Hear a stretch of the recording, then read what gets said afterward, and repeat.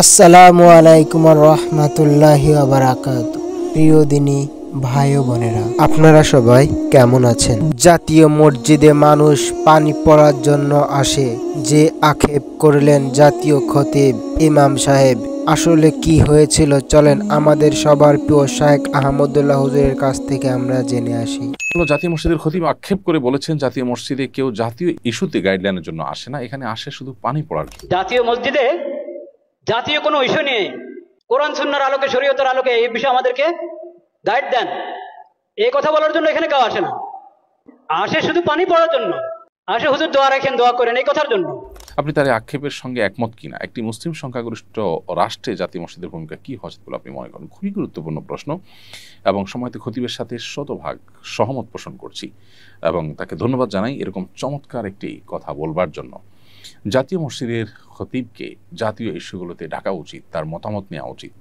দুর্ভাগ্য আমাদের কখনো সেটা করতে দেখা যায় না।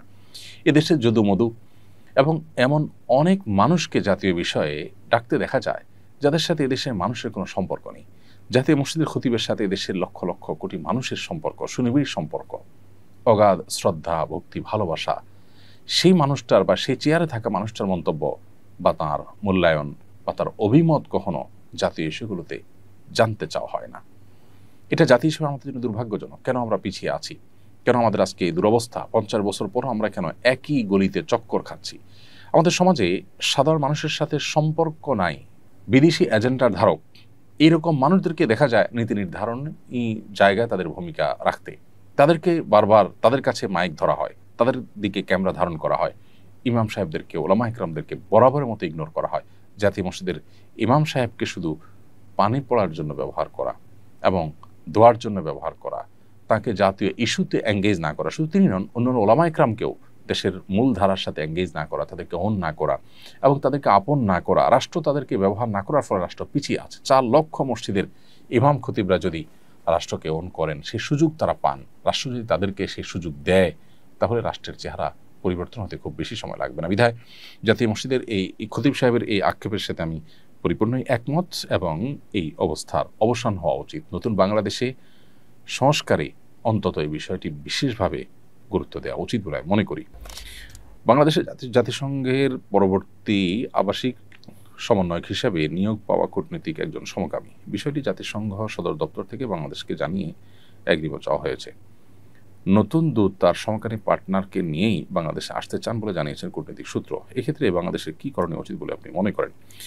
খুবই দুর্ভাগ্যজনক একটি ঘটনা এবং এই ঘটনায় অন্যদের মতো আমরাও সংক্ষুব্ধ হয়েছি একজন নাগরিক হিসাবে দেশের। আমি মনে করি যে জাতিসংঘ এক্ষেত্রে অপেশাদার আচরণ করেছে।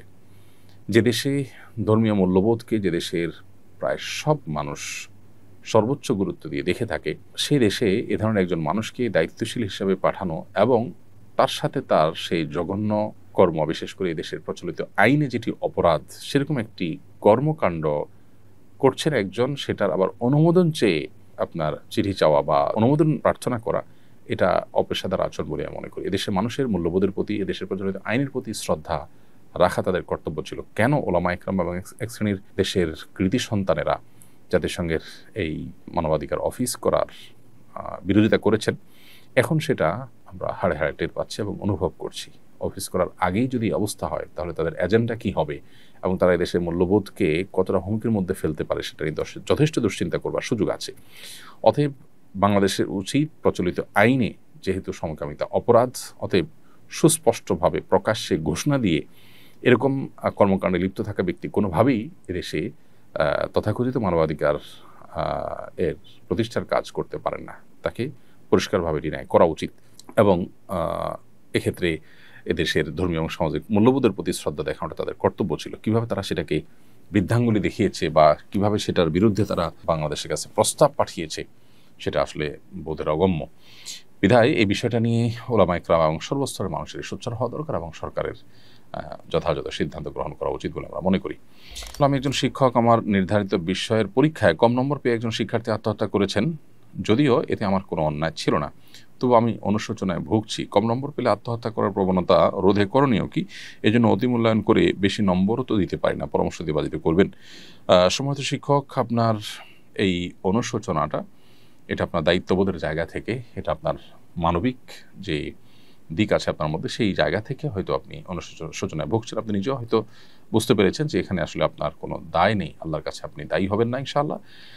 কোনো শিক্ষার্থী পরীক্ষা খারাপ করলে আপনি তার খাতায় সে যা পেয়েছে সেই অনুযায়ী আপনি মার্ক দিবেন, এটি আপনার কর্তব্য। সেটা না করলে বরং অতিমূল্যায়ন করে যদি বেশি নম্বর দেন, সেক্ষেত্রে এটি হবে খেয়ানত, এটা হবে অন্য শিক্ষার্থীর প্রতি অবিচার এবং জুলুম।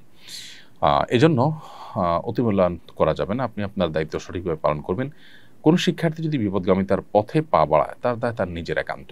পরীক্ষায় খারাপ ফলাফল করার কারণে আত্মহত্যার দিকে চলে যাওয়া, পরীক্ষা দিতে না পারার কারণে পাগল পড়া হয়ে যাওয়ার ভিডিও আমরা দেখতে পাই বিভিন্ন সময়। এমনকি বাবা মা অস্থির হয়ে কান্নাকাটি করে পাগল পড়া হয়ে যান। এই বিষয়গুলো পরিষ্কারভাবে আমাদেরকে ইঙ্গিত করে, আমাদেরকে বার্তা দেয়, জানান দেয় যে আমরা প্রচণ্ড রকমে ভোগবাদী, বস্তুবাদী হয়ে গেছি। একজন মুসলিম যিনি আখিরাতে বিশ্বাসী, যিনি আল্লাহতে বিশ্বাসী, যিনি কোরআন এবং সুন্নাহয় বিশ্বাসী, তার অবস্থান, তার ক্রিয়াকর্ম কোন অবস্থাতে এরকম হতে পারে না। পৃথিবীর সব কিছু চলে গেলেও মানুষ হিসেবে কষ্ট তো আমরা পেতেই পারি, কিন্তু ভেঙে চুরে দুমড়ে মুশড়ে আত্মহত্যার পথে চলে যাওয়া, এটা আমাদের আখিরাতের প্রতি বিশ্বাসের সাথে সঙ্গতিপূর্ণ নয়। পরীক্ষা ফেল করা মানে আমার সব শেষ হয়ে যাওয়া নয়। আমার পৃথিবীর সবও যদি শেষ হয়ে যায়, আখিরাতটা যদি আমার ঠিক থাকে, তাহলে তো আমার খুশি হওয়া উচিত, শুকরিয়া আদায় করা উচিত যে আমার আখিরাতটা অন্তত ঠিক আছে। অতএব আমাদের মধ্যে ঈমানি চেতনা এটা দুর্বল হয়ে যাওয়ার কারণে, আখিরাতের প্রতি বিশ্বাসটা দুর্বল হওয়ার কারণে বৈষয়িক বিষয়টা আমাদের কাছে অনেক বড় হয়ে দেখা দেয়, এবং যার ফলশ্রুতিতে আমাদের এই অধঃপতন শুরু হয়েছে। গোটা পৃথিবীর বিভিন্ন প্রান্তে প্রান্তরে উন্নত দেশগুলোতে যে পরিমাণ আত্মহত্যার প্রবণতা এবং ঘটনাগুলো আমরা দেখি, সেগুলো কিন্তু একই ইঙ্গিত দেয় এবং একই কারণে হয়ে থাকে। অর্থাৎ বৈষয়িক বিষয়গুলো অনেক বড় হওয়ার কারণে মানুষ এ পথে যায়। একজন মানুষ যখন প্রকৃত অর্থে যখন তিনি আল্লাহর প্রতি বিশ্বাসী, আখিরাতের প্রতি বিশ্বাসী হবেন, তার দ্বারা কখনো এটি সম্ভব না। আল্লাহ বলেছেন, ওয়ালা ইয়াইআস মির রাউহিল্লাহি ইল্লাল কওমুল কাফিরুন, আল্লাহর রহমত থেকে অবিশ্বাসী সম্প্রদায় ছাড়া ঈমানদার নিরাশ হতে পারে না। নিরাশ হয়ে এই যে নৈরাশ্য থেকে আত্মহরণের পথে পা বাড়ানো, এটা কোনো ঈমানদারের সাথে যায় না। ঈমানদারের অভিভাবক আল্লাহ, তিনি সবকিছু দেখছেন। ঈমানদার বিশ্বাস করবেন যে সকল দুরবস্থা থেকেও আবার সবচেয়ে ভালো অবস্থায় মানুষ রূপান্তরিত হতে পারে, আল্লাহ সেটি করতে পারেন। সো আল্লাহ প্রতি সে বিশ্বাস, আস্থা থাকতে হবে। অনাস্থা, আস্থার দুর্বলতা, বিশ্বাসের ঘাটতি, এটাই মানুষকে এদিকে নিয়ে যায়। অতএব এই ব্যাপারে আমাদের নতুন করে ভাবতে হবে। আমাদের শিক্ষা ব্যবস্থা, আমাদের পরিবার ব্যবস্থা, আমাদের প্রত্যেকটা জায়গায় ধর্মীয় বিধিবিধান, আমাদের মূল্যবোধ, আমাদের নীতিনৈতিকতার চর্চা, এটা বাড়াতে হবে। তা না হলে আমরা কোন অবস্থাতেই এই দুরবস্থা থেকে উত্তরণের পথ খুঁজে পাবো না। আমরা হয়তো দালান কোঠা এবং ইস্পাত সভ্যতার উচ্চতর শেখরে আমরা হয়তো পৌঁছে যাব, কিন্তু আমাদের ভেতর থেকে আমরা শেষ হয়ে যাব। মানসিক শান্তি আমাদের সমাজে থাকবে না।